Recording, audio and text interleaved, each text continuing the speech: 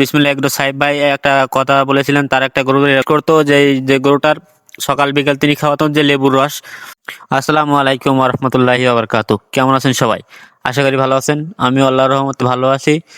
তো আমাদের যে গরুটা, সেই গরুটা ভালো নেই। এই গরুটার মূলত লাম্পিক ডিজিক যে রোগ বা এলএইচডি যে রোগ, সেই রোগে আক্রান্ত হয়েছে এই গরুটা। তো এই গরুটা আমরা অনেক শখের একটা গরু, বা আমার একটা খামারের শুরুতেই একটা যে এত বড় একটা বিপদের সম্মুখীন হব, এটা কখনোই ভাবতে পারিনি।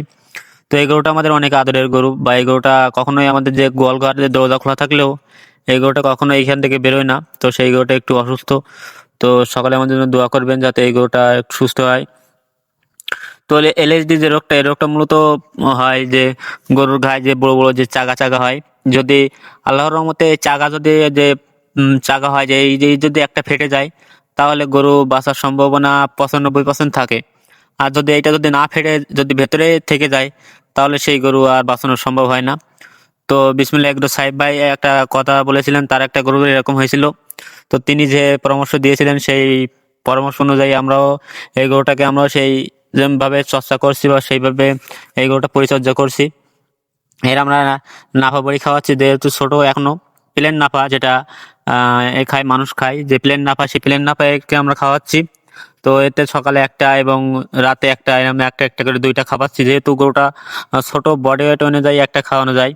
তো এটা মূলত ব্যথার ওষুধ, এবং এর গায়ে প্রচুর ব্যথা।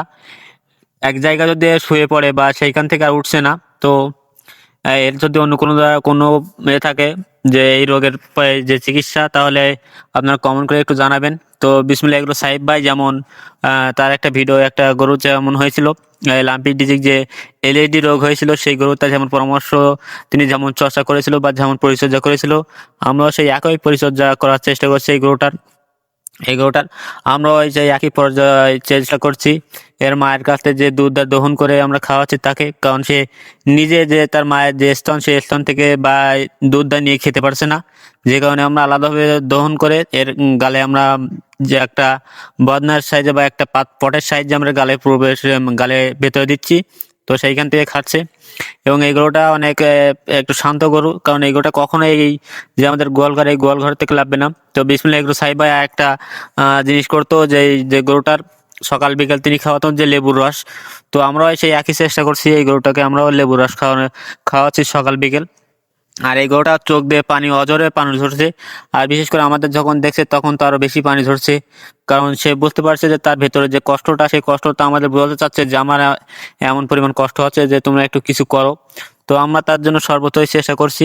আর এই রোগের ভেটেনারি যে চিকিৎসা বা ডাক্তারের যে চিকিৎসা, কোনো চিকিৎসাই নেই, যে কারণে এই গরুটা আমাদের পুরোটাই আমাদের নিজের উপরে থাকবে। মানে আমরা যেমন চর্চা করব বা যেমন গরুটার পরিচর্যা করবো, তেমনই গরুটার রোগ তত তাড়াতাড়ি ভালো হবে। আর যদি এই গরুটার রোগ যে ভেতরের যে এটা যদি ফুলে ফেটে যদি না বেরোয়, তাহলে গরুটা বাঁচানো সম্ভব হবে না, ডাক্তার যা বলছে। আর যদি একটাও ফেটে বেড়ে যায়, তাহলে এই রোগটা পুরোটাই সম্পূর্ণভাবে ভালো হয়ে যাবে। তো সকলে আমাদের জন্য দোয়া করবেন, এবং বিশেষ করে আমাদের এই গরুটার জন্য একটু দোয়া করবেন, যাতে এই গরুটা সুস্থ হয়, এবং আমাদের খামারের জন্য দোয়া করবেন। তো আজকের ভিডিও এই পর্যন্তই। আসসালামু আলাইকুম ওয়া রাহমাতুল্লাহি ওয়া বারাকাতুহু।